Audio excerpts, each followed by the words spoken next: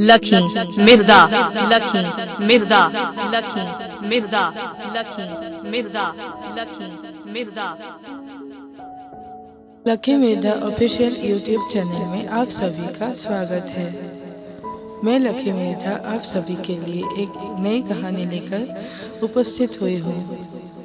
आज की हमारी कहानी का शीर्षक है प्रेरणा। चलिए सुनते हैं इस कहानी का पहला भाग। सुबह हो गई है, लेकिन प्रेरणा अभी तक सो रही है। वो इतनी देर तक तो कभी नहीं सोती। आज न जाने क्या हुआ। प्रेरणा के कमरे में आकर प्रेरणा की माँ सोचने लगी और उसे जगाने लगी। उठ जा बेटा, स्कूल नहीं जाना है क्या? प्रेरणा अपनी माँ की आवाज सुनकर जाग गई और आंखें साफ करते हुए बोलने लगी, हाँ माँ, स्कूल तो जाना है। आज स्कूल में शोक सभा है माँ। माँ बोली, क्यों, क्या हुआ?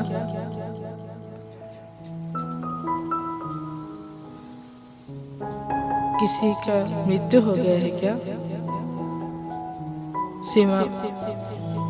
सीमा तो ठीक है ना? हाँ माँ, तुम जो सोच रही हो वही हुआ माँ। सीमा कई दिनों से बीमार थी, ये तो तुम्हें मैंने बताई थी। लेकिन कल सीमा हम सबको छोड़कर चल बसी। वो बहुत अच्छी थी माँ, मेरी बहुत अच्छी दोस्त थी, बहुत अच्छा गाती थी। हाँ बेटा, मैंने सीमा को कई बार सुना है। माँ बोली, लेकिन भगवान की मर्जी के आगे किसी के नहीं चलते बेटा। तुम दुखी मत हो। जाओ, स्कूल के लिए तैयार हो जाओ, मैं नाश्ता लगाती हूँ। प्रेरणा बोली, माँ, मैंने सीमा की एक तस्वीर बनाई है। ये कहकर प्रेरणा सीमा की एक तस्वीर जो खुद अपने हाथों से उसने बनाया था, वो सावित्री के हाथों देकर वो खुद नहाने चली गई। उस जीती जागती तस्वीर को देख सावित्री के आंखें नम हो गई। वो सोचने लगी, दोनों हाथ ना होते हुए भी कितनी खूबसूरत दिखने वाली ये लड़की कितनी अच्छी थी, कितना अच्छा गाती थी। भगवान, ये तेरी कैसी लीला है। इंसानों को इस संसार में लाने वाले भी तुम हो और ले जाने वाले भी तुम हो। मेरे बच्चों की रक्षा करना भगवान, रक्षा करना। ये कहकर सावित्री किचन में चली गई नाश्ता तैयार करने।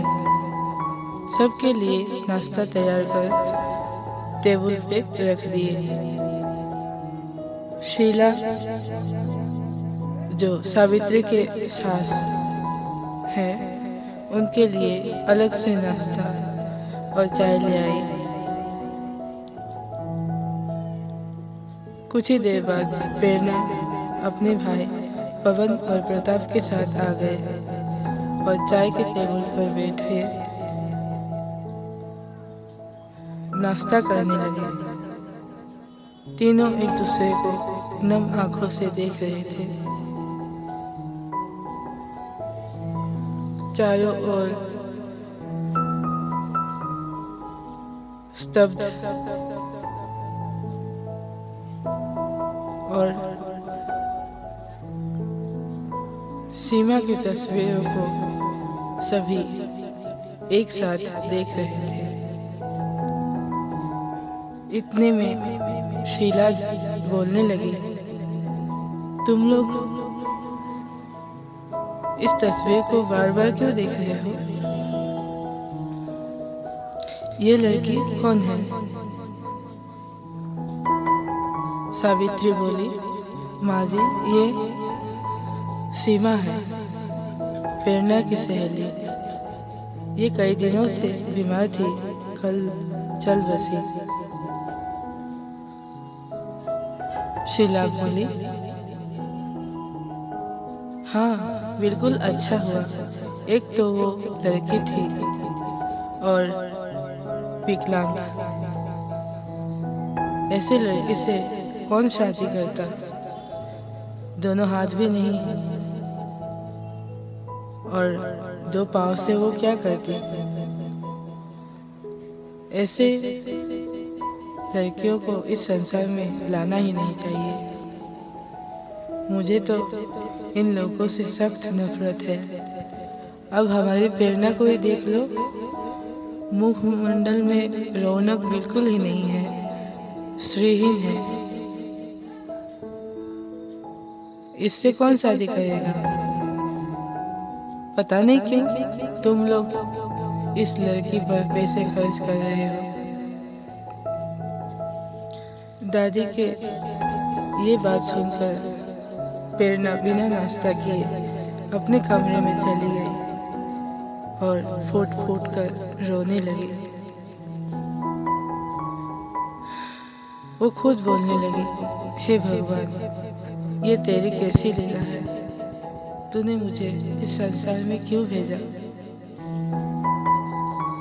ना मैं आती, ना दादी माँ ऐसे बोलती। पीछे से सावित्री आई और प्रेरणा को गले लगाकर रोने लगी।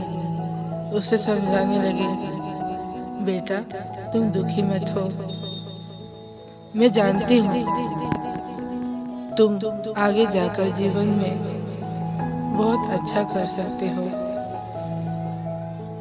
जो दादी तुमसे नफरत करती है, एक दिन वो खुद तुम्हें गले से लगाएगी और तुम्हें प्यार करेगी। ये लो बेटा, तुम्हारे लिए नाश्ता लाई हूँ, नाश्ता कर लो और स्कूल चले जाओ। प्रेरणा चुपचाप नाश्ता कर स्कूल चली गई।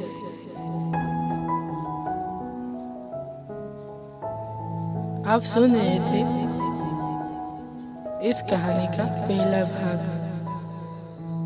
एडिटर चंपा लाल, एडिटर चंपा लाल, एडिटर चंपा लाल, एडिटर चंपा लाल, एडिटर चंपा लाल।